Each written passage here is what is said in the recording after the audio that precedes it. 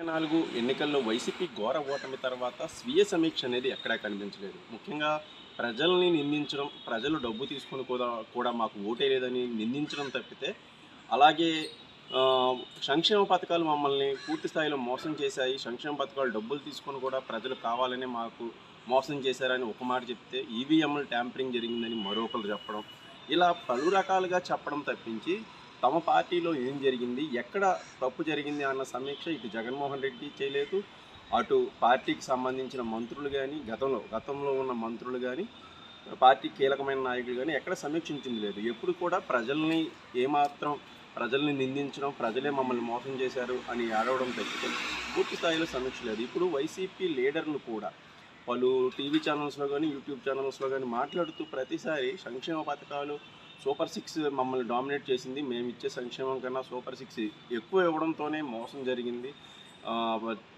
Telugu Desam party కూటమి ఇచ్చిన అధిక హామీలతోనే మొత్తం ప్రజలంతా టర్న్ అయిపోయారు అని చెబుతున్నారు తప్పితే అసలు ప్రజల దగ్గర నుంచి ఎక్కడ మోసం జరిగింది, ఏం జరిగింది, ప్రజలు ఎందుకు అంత తీవ్రమైన వ్యతిరేకత ప్రదర్శించారు, 151 సీట్లు ఉన్న పార్టీని 11 సీట్లకు మాత్రమే ఎందుకు పరిమితం చేశారు అన్నది ఒక్కసారి సమీక్షించుకుంటే మంచిది. అంటే ఎప్పుడైనా ప్రజలు దేన్నైనా భరిస్తారు, కానీ సంక్షేమం అనేది పక్కన పెడితే వాళ్ళ యొక్క స్వేచ్ఛను హరిస్తే భరించలేరు. అంత తీవ్రమైన వ్యతిరేకత ఎందుకు వచ్చిందంటే ప్రజల యొక్క స్వేచ్ఛను పూర్తిగా హరించింది కాబట్టి వైసీపీ ప్రభుత్వం కానీ, వైసీపీ నాయకులు కానీ, ప్రజలు అప్పటి వరకు గుమ్మనంగా ఉండి ఒక అగ్నిపర్వతం బద్దలైతే ఎంత విస్ఫోటనం చెందుతుందో అంత విస్ఫోటనంలాగా ఓటు విస్ఫోటనం చెందినట్టు వైసీపీకి వ్యతిరేకంగా వేశారు.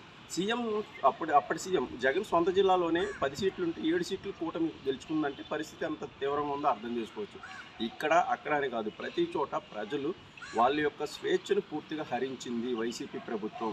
మమ్మల్ని బానిసలుగా చూసింది, పోలీస్ కేసులతో వేధించింది, ఏమైనా నోరెత్తితే కనీసం రాజ్యాంగంలోని ఆర్టికల్ 19 ప్రకారం మాట్లాడే స్వేచ్ఛను కూడా హరించింది. ఎవరైనా మాట్లాడినా, సోషల్ మీడియాలో పోస్ట్ పెట్టినా పూర్తి స్థాయిలో వాళ్ళ మీద కేసులు పెట్టడం కానీ, వాళ్ళని ఇబ్బంది పెట్టడం కానీ ఎక్కువైంది. పోలీస్ జులుం, ముఖ్యంగా వైసీపీ నేతల యొక్క జులుంకి పోలీసులు సహకరించడం అయితే ఎక్కువైంది. అసలు ఇక్కడ మనం బతికే పరిస్థితి కూడా లేదు అనే భావన ప్రజల్లో వచ్చింది కాబట్టి అంత గట్టిగా ప్రజా వ్యతిరేకత వచ్చింది. ఒక సంక్షేమ పథకాల వల్ల, లేకపోతే సంక్షేమాన్ని అందుకొని మోసం చేయడమో, లేకపోతే సీఎంని మోసం చేయడమో అదంతా కాదు. ఫస్ట్ ఆంధ్రప్రదేశ్ ప్రజలు బలంగా కోరుకున్నది ఏంటంటే ఈ బానిస బతుకుల నుంచి మనం బయటపడాలి, ఒక ఆల్టర్నేటివ్ ప్రభుత్వానికి మనం మద్దతు తెలపాలని అంతా మూకుమ్మడిగా అనుకున్నారు. అన్ని తరగతుల వారు, అన్ని వర్గాల వారు, అన్ని ప్రాంతాల వారు కూడా ఇదే మాట అనుకున్నారు. ఫస్ట్ ఆఫ్ ఆల్ ఈ స్వేచ్ఛ లేని జీవితం మనకొద్దు, ఇదే పరిస్థితిని మనం కొనసాగిస్తే మన బతుకు కూడా ఉండదని బలంగా భావించబట్టే ప్రజలు ఆ నిర్ణయం తీసుకున్నారు. అలాగే అప్పుల విషయం, అవినీతి విషయం, అలాగే జరిగిన పరిణామాలు, అన్ని శాఖల్లోనూ అవినీతి బయటపడింది. అన్ని శాఖలు అత్యంత దారుణంగా అవినీతిమయంగా మారిపోయింది. ఓన్లీ డబ్బులు ఇస్తున్నాను, శాఖలు ఏం చేసుకున్నా నాకు పర్వాలేదు అన్న కోణంలో ముఖ్యమంత్రి వదిలేశారు తప్పితే శాఖల మీద పట్టు లేదు, మంత్రులకు పట్టు లేదు, ముఖ్యమంత్రికి పట్టు లేదు. దేవాదాయ శాఖ భూముల్ని కొల్లగొడితే, దేవాదాయ శాఖ విషయానికి వస్తే భూముల్ని కొల్లగొట్టారు. అలాగే రాముడి యొక్క శిరచ్ఛేదం, అలాంటి ఘటనలు జరిగినాయి.